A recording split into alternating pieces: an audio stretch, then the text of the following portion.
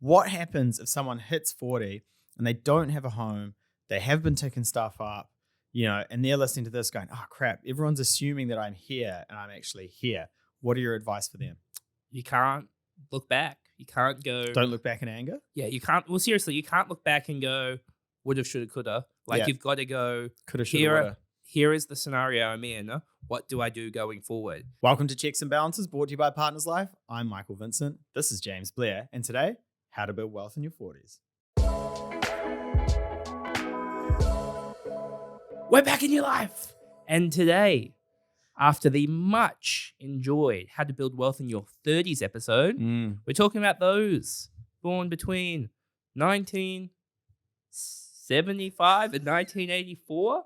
Does that math stack up? I think that stacks up. Yeah, it does. Yeah, well, it's good. It's lucky I'm good with numbers, eh? So today's episode, we're going to talk about what's happening in people's lives in their 40s and how they can build wealth. Yeah, and a lot of people are in very different, well, everyone's in a different age and stage, but you can kind of class people together. But 40s, depending on what's happened in your 30s, you very different starting points, right? Some people had kids early, so the kids are a little bit older. Some people have just had kids. Some people have just got divorced. Some people are getting divorced. Some people have upgraded a house. So there's a lot of different starting points where people are at in their 40s. However, we are going to try and cover off some strategies where you can build wealth in those crucial high income earning years. Very good. Also, you could be going the George Clooney strategy. So actually plan to have kids in your 50s. So Clooney planned to have kids in his 50s? Didn't he marry like a supermodel who is also... I don't think she's a supermodel. She's like a lawyer, like a human rights lawyer. Yeah. And he's got I was getting to that bit just for the record. And they had twins. I swear they had. I don't know. George is looking at us like, what are you talking about? So Cool. So let's move on to the high income piece, right? Yeah. So at this point, you're probably 10 40? to 20 years through your career.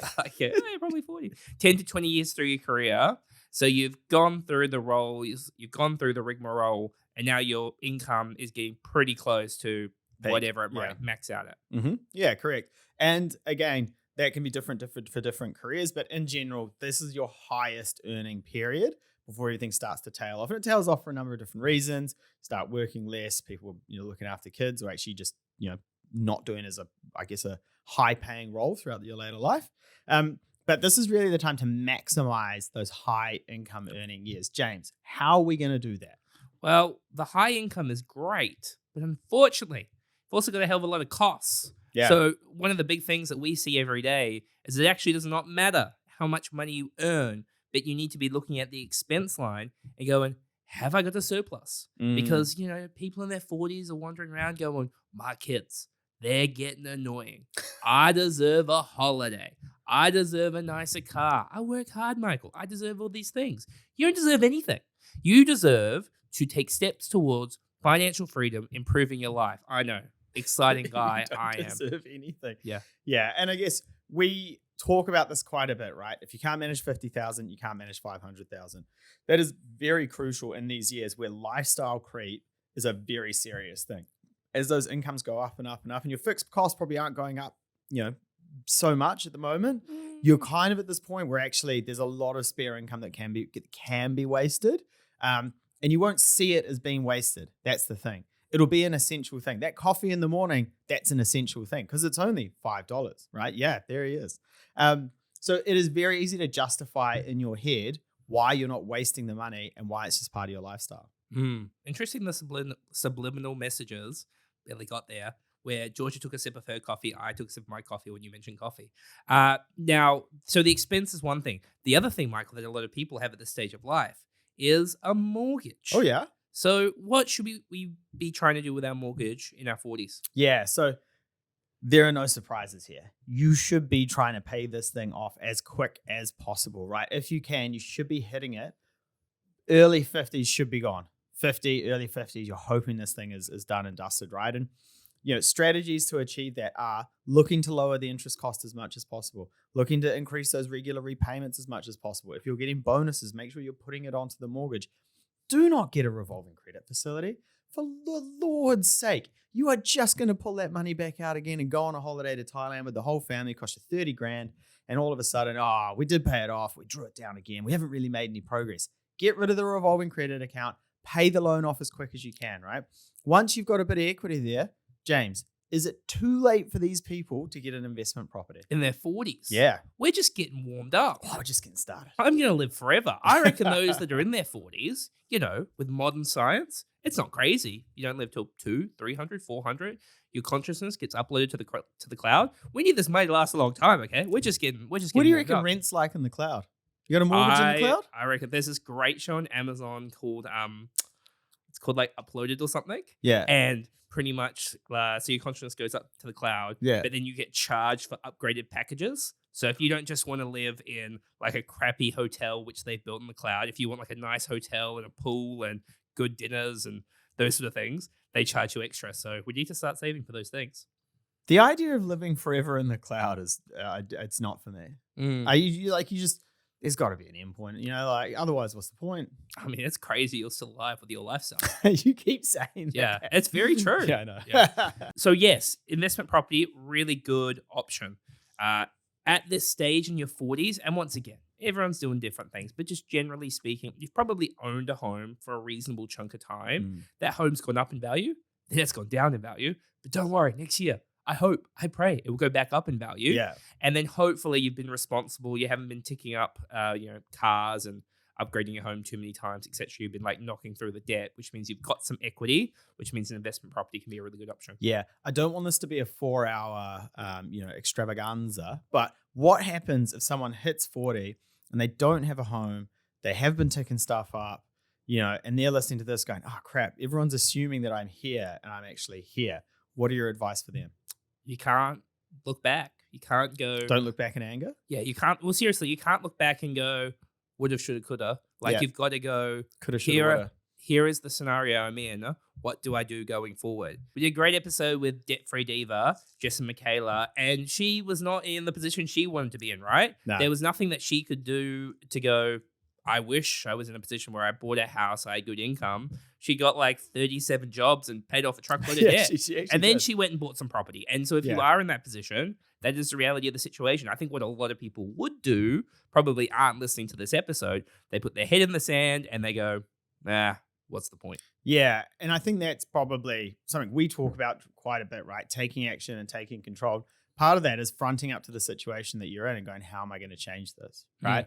So I think that is really key. If you are listening to this and you're going, these guys, everyone's so far ahead of me and you're comparing yourself to everyone else, front up to your situation, take control and start taking the steps to get yourself better. Before we move on, we talk all the time about planning and growing our wealth, but protecting that wealth is just as important. That's why having the right insurance in place can help when life goes unexpectedly. And that's why this episode is brought to you by Partners Life, a New Zealand operated award-winning insurance provider with over 300,000 Kiwis insured and 89% of claims paid. Partners Life understand that having some insurance is better than having no insurance. They have flexible and personalized solutions for any budget or situation. Check out their website in our show notes below. The other one that does happen in your 40s, got to talk about it, divorce. Yeah. And you look at it and you go, I've built all this stuff. I've divided it by 2.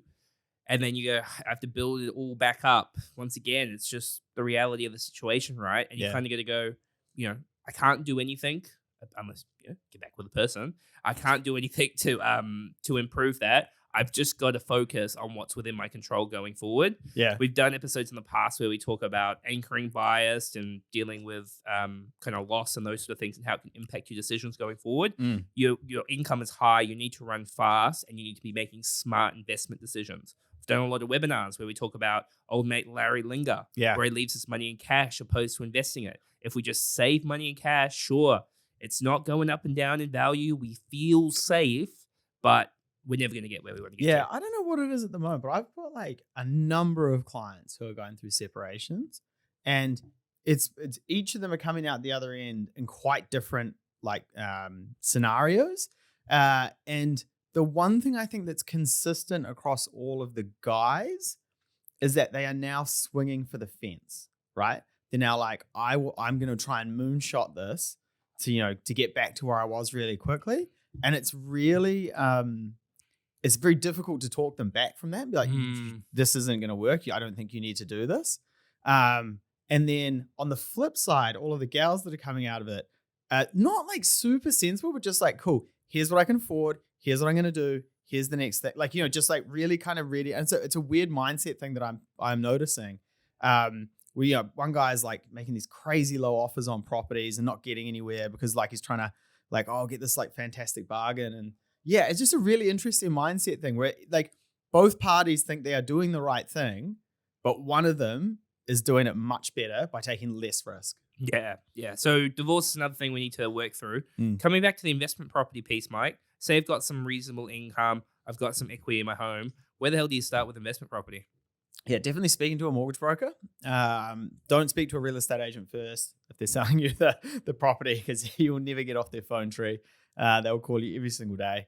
Speak to a mortgage broker, find out how much equity you got, how much you can borrow, what might be the best type of investment property for you. If you're a builder, don't go get a new build. Go get an in situ property and add some value. Use your skill set, right?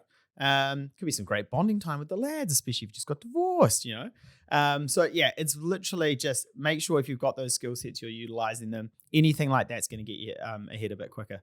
You need the boys when you go through a divorce, that's for sure. Your voice went so low there. Yeah. Look, we're battling daycare bugs over here. Okay. So buying investment property, paying down debt. I mean, they're probably a lot of the fundamentals. Should we jump towards goals? Yeah. Because we are realizing in our 40s, our body is starting to break down. The back, not as strong as it used to be. We have a bunch of different problems. We realize we're not going to be able to work forever. So we need to start thinking about, one, when do we want to retire? Do we want to work part-time? What do those things look like? Talking to your partner about it, because you might have very different views. Yeah. And also the kids. What are we doing with the kids? And then the final piece is around the home that you live in. A lot of people in their 40s go, we want to be in better school zones, or we want a bigger house for whatever reason. You just need to understand the implications to each of the decisions and how each goal impacts the other based off the decisions you make. Yeah. And I'm in my 30s and the body's breaking down, It's not even the 40s, man. Like, oh, bloody broken finger. Look, show Try the to catch finger. a cat, broken finger. Yeah. Up there with the most embarrassing injuries of all time. Not bad. So I think when you're looking at those goals, again, it comes back to those fundamentals. Having the conversations with your partner and getting on the same page, making an informed decision, having accountability.